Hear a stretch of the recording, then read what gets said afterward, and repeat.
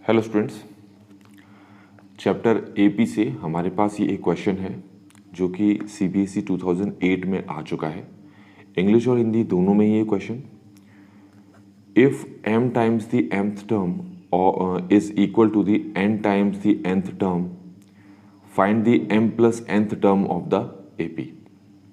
हिंदी में है, अगर किसी एपी का जो mth पद है, mth पद का m गुना उसी एपी के nth पद के n गुना के बराबर है तो हमें m प्लस nth पद ज्ञात करना है। अब इसका क्या मतलब है? आपको पूरे क्वेश्चन में तीन चीज़ समझ में आई होंगी। एक तो mth टर्म, nth टर्म और m plus nth term. Hindi में mth पद, nth पद और m प्लस nth पद। तो पहले तो हम क्या कर लेते हैं, ये तीनों की तीनों चीज़ों को निकाल लेते हैं। तो किसी एपी के mth पद का फॉर्मूला क्या होता है, ज़रा ये देख लो। पहले mth पद का फॉर्मूला होगा, हम लिखेंगे am equal to a plus m minus 1 d। ऐसे ही उसी एपी के nth पद का फॉर्मूला क्या होगा, जिसको an बोलेंगे, ये होगा a plus n minus 1 T. और उसी एपी के m प्लस nth टर्म का फॉर्मूला क्या होगा, a m प्लस n, इसका फॉर्मूला होगा a plus m plus n minus 1 D. देखिए फॉर्मूला वही है, बस जहाँ पर n है उसकी जगह m रख दिया, उसकी जगह m प्लस n रख दिया। तो फॉर्मूला सेम ही है, कुछ चेंज नहीं आया ज़्यादा। अब क्या कहा है इन्होंने इंग्लिश में, तो ये मैं समझा दूँ पहले कि आपने जो ये mth टर्म निकाली है इसको आप m से मल्टीप्लाई करें। ठीक है, ये जो हमने mth टर्म निकाली है इसको हम किससे मल्टीप्लाई करेंगे, m से। और ये जो आपने nth टर्म निकाली है इसको किससे मल्टीप्लाई करेंगे, n से। और फिर दोनों का क्या करेंगे, हम इक्वल रखेंगे। तो क्वेश्चन के अकॉर्डिंग ये जो आपके पास mth टर्म है इसको किससे मल्टीप्लाई करना है, m से, कर दिया।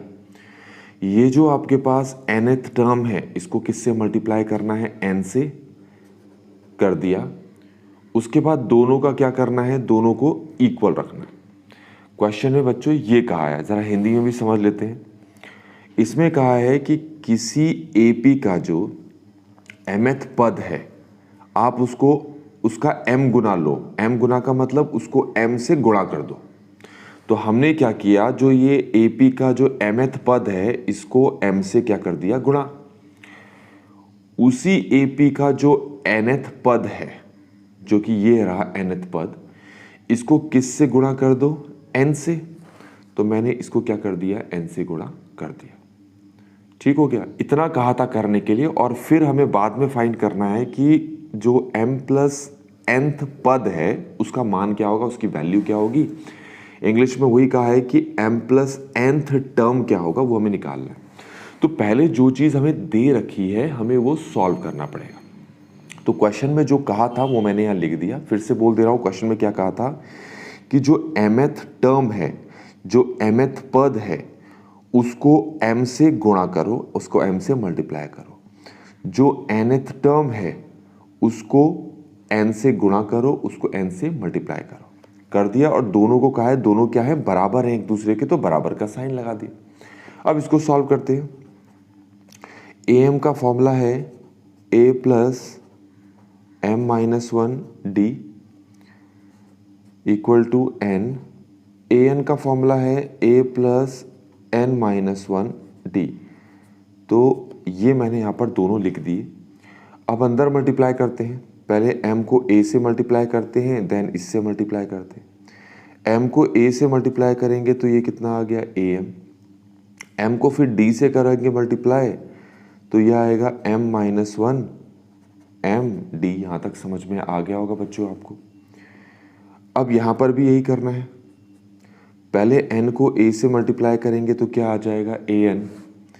फिर n को d से करेंगे मल्टीप्लाई तो ये आ जाएगा n माइनस 1 n d। यहाँ तक समझ में आ गया होगा आपको।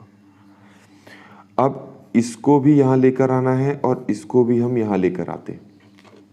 ठीक है, दोनों को ही हम यहाँ लेकर आते हैं और देखते हैं आगे क्या बनेगा हमारे पास।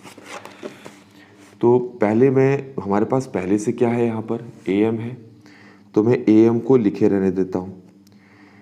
इस an को यहाँ बुलाते हैं, तो an को यहाँ बुलाया तो ये माइनस में हो गया।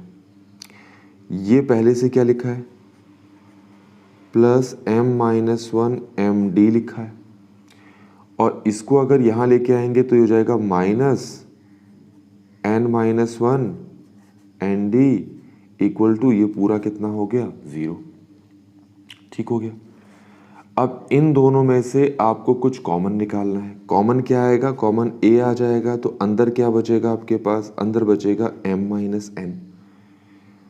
फिर प्लस, अब इसमें से और इसमें से हम क्या कर लेते हैं, d निकाल लेते हैं। तो d मैंने निकाल लिया, और अंदर क्या बचा, अंदर बचा, यहाँ से बचा m-1 m, और यहाँ से बचा n-1 n, और वहाँ बचा इक्वल टू 0। यहाँ तक समझ में आ गया होगा आपको।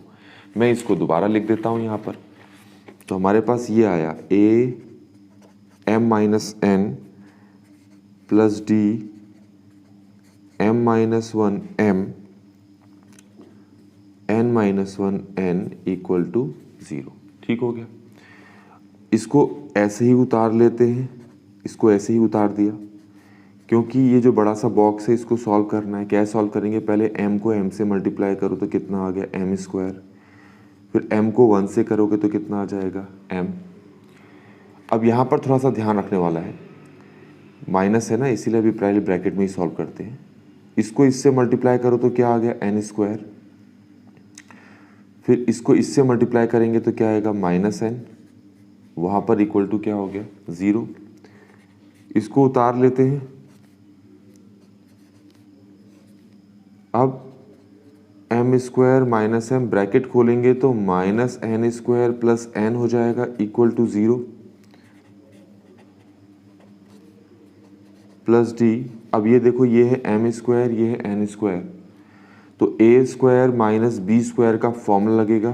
a² माइनस b² का फॉर्मूला जो होता है a minus B a plus B. तो इन दोनों की जगह पर मैं लिख दूंगा m-n m+n। ठीक हो गया।